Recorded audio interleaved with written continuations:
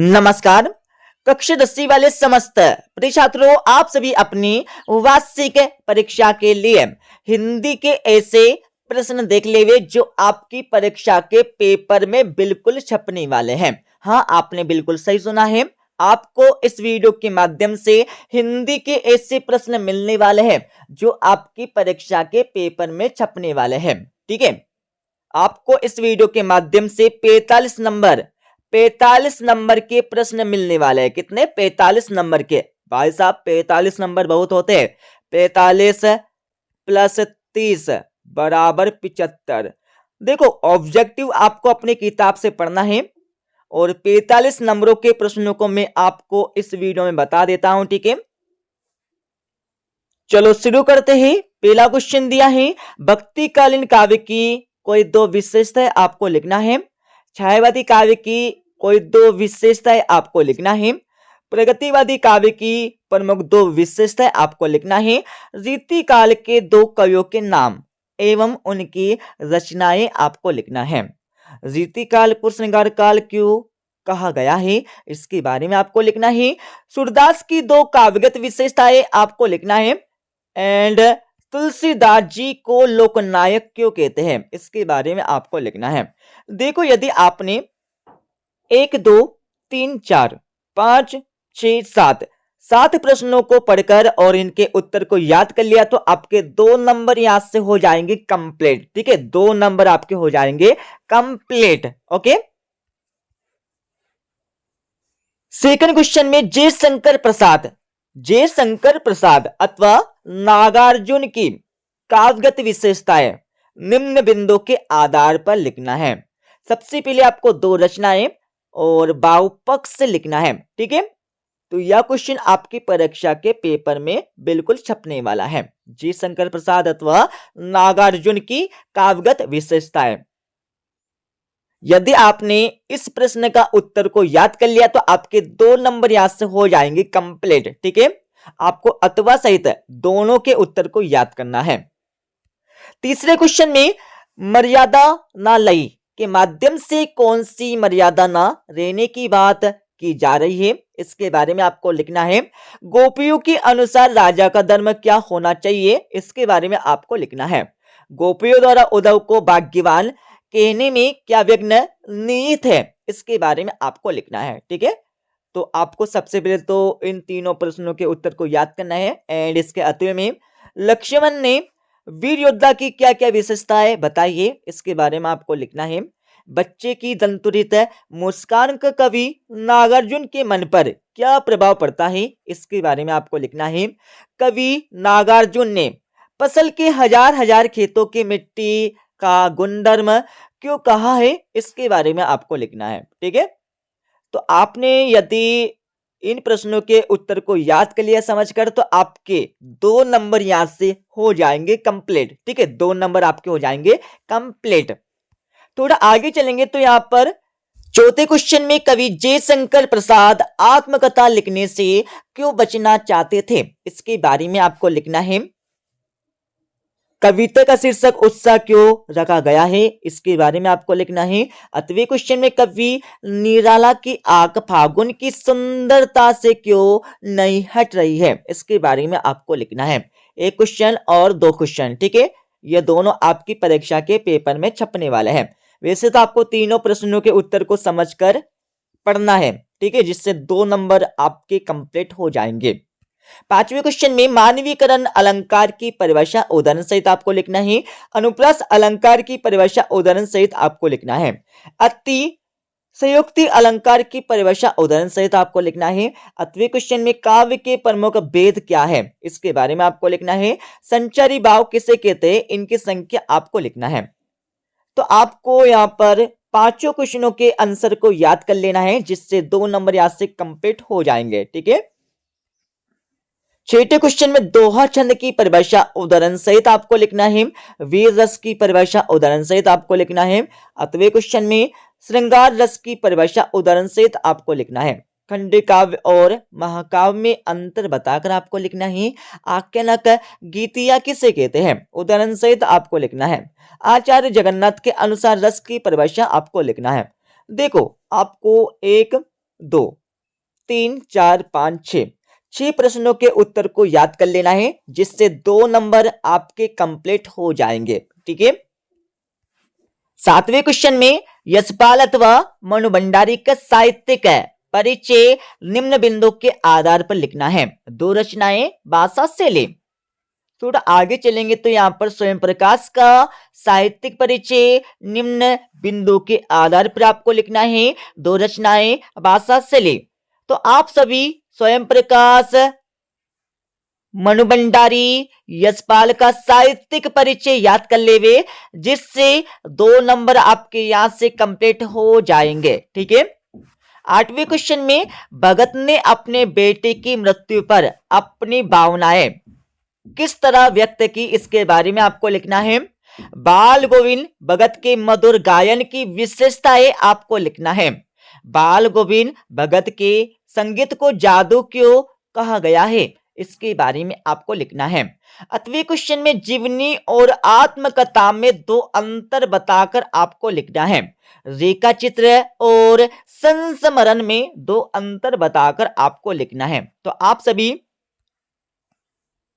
इन प्रश्नों के उत्तर को पढ़ लेवे और याद कर लेवे, जिससे 2 नंबर आपके यहां से कंप्लीट हो जाएंगे। ठीक है। 9वें क्वेश्चन में लेखक के अनुसार नवाब साहब ने 2nd क्लास का टिकट क्यों खरीदा, इसके बारे में आपको लिखना है। तो 2nd क्लास का टिकट क्यों खरीदा, इसके बारे में आपको लिख देना है। 10वें क्वेश्चन में एक कहानी याबी आत्मकथा में लेखिका के पिता ने रसोई को बटियार खाना कहकर क्यों संबोधित किया, इसके बारे में आपको लिखना है। लेखिका मनु भंडारी के पिता के मुख पर गर्व और संतोष का क्या कारण था, इसके बारे में आपको लिखना है। 8वें क्वेश्चन में शहनाई की दुनिया में डुमराव को क्यों याद किया जाता है, इसके बारे में आपको लिखना है। देखो, आपको ये क्वेश्चन एंड ये क्वेश्चन दोनों क्वेश्चनों के आंसर को समझकर पढ़ लेना है, क्योंकि ये आपकी परीक्षा के पेपर में छपने वाले हैं, जिससे 2 नंबर आपके यहां से कंप्लीट हो जाएंगे। ठीक है। थोड़ा आगे चलेंगे तो यहाँ पर 11वें क्वेश्चन में हिंदी साहित्य में गद्य को कितने भागों में बांटा गया है, नाम सहित आपको लिखना है। गद्य की गौण विधाओं के नाम आपको लिखना है। समास किसे कहते हैं, इसके नाम आपको लिखना है। संधि किसे कहते हैं, इसके नाम आपको लिखना है। निपात शब्द की परिभाषा आपको उदाहरण सहित लिखना है। थोड़ा आगे चलेंगे तो यहाँ पर शब्द गुण किसे कहते हैं, वेद आपको लिखना है। मुहावरे और लोकोक्ति में अंतर बताकर आपको लिखना है। सबसे बेस्ट जो आपकी परीक्षा में आने वाला क्वेश्चन, मुहावरे और लोकोक्ति में अंतर। ठीक है। क्रिया विशेषण किसे कहते हैं, वेद के नाम आपको लिखना है। देखो, आपको सभी प्रश्नों के उत्तर को याद करना है। ठीक है। 1, 2, 3, 4, 5, 6, 7, 8 ज्यादा क्वेश्चन नहीं है, सिर्फ 8 क्वेश्चन है। तो आपको 8 क्वेश्चनों के उत्तर को याद करना है। ठीक है। आगे चलेंगे तो यहां पर देख ले, वास्तविक अर्थों में संस्कृत व्यक्ति किसे कहा जा सकता है, इसके बारे में आपको लिखना है। बहुत बार ये क्वेश्चन भी परीक्षा में पूछा है, तो इसको भी पढ़ लेवे। 12वें क्वेश्चन में बच्चे माता पिता के प्रति अपने प्रेम को कैसे अभिव्यक्त करते हैं, इसके बारे में लिखना है। मूर्ति पर लगा सरकंडे का चश्मा क्या उम्मीद जगाता है, इसके बारे में आपको लिखना है। ठीक है। और देश की सीमा पर बैठे फौजी किस तरह की कठिनाइयों से जूझते थे, इसके बारे में आपको लिखना है। संस्कृत मानव और सभ्य मानव में अंतर बताकर आपको लिखना है। नवाब साहब ने खीरा सुनकर खिड़की से बाहर क्यों फेंक दिया, इसके बारे में आपको लिखना है। लॉन्ग स्टॉक किस लिए प्रसिद्ध है, इसके बारे में आपको लिखना है। तो आपको इन सभी प्रश्नों के उत्तर को समझकर याद करना है। ठीक है। पहला क्वेश्चन, दूसरा, तीसरा, चौथा, पांचवा, 5वें के बाद 6ठा। सिर्फ आपको यहाँ पर 6 क्वेश्चन दिए, तो आपको 6 क्वेश्चनों के आंसर को समझकर याद करना है। थोड़ा आगे चलेंगे तो 13वें क्वेश्चन में आप सभी को मुहावरे का अर्थ एवं प्रयोग आपको लिखना है। लोहा लेना, आग का तारा, ईद का चांद होना, इनके सबसे पहले अर्थ आपको लिखना होगा, उसके बाद आपको प्रयोग करना है। ठीक है। पलटे हुए अगले क्वेश्चन में निम्नलिखित पद्यांश की सप्रसंग वाक्य करके लिखना है। यह क्वेश्चन आपकी परीक्षा में आने वाला 3 नंबर का, कितने 3 नंबर का आने वाला है। आपको कौन कौन से पद्यांश की सप्रसंग वाक्य करना है मैं बता देता हूं। सबसे पहले आपको इसकी सप्रसंग वाक्य याद करना है, ठीक है। इसको याद करने के बाद आपको इसकी सप्रसंग वाक्य याद करना है, ठीक है। और अतवे में आपको इस पद्यांश की सप्रसंग वाक्य याद करना है, ठीक है, जिससे 3 नंबर आपके यहां से हो जाएंगे कंप्लीट। थोड़ा आगे चलेंगे तो यहां पर इस क्वेश्चन में गद्यांश की सप्रसंग सहित वाक्य करके लिखना है, ठीक है। गद्यांश के आपको संदर्भ प्रसंग सहित वाक्य करके लिखना है। तो मैं आपको गद्यांश बता देता हूं, ठीक है, उनके आपको संदर्भ प्रसंग सहित वाक्य करके लिखना है। अब आप सभी यहां पर देख लीजिए कौन कौन से गद्यांश की संदर्भ प्रसंग वाक्य आपको याद करना है।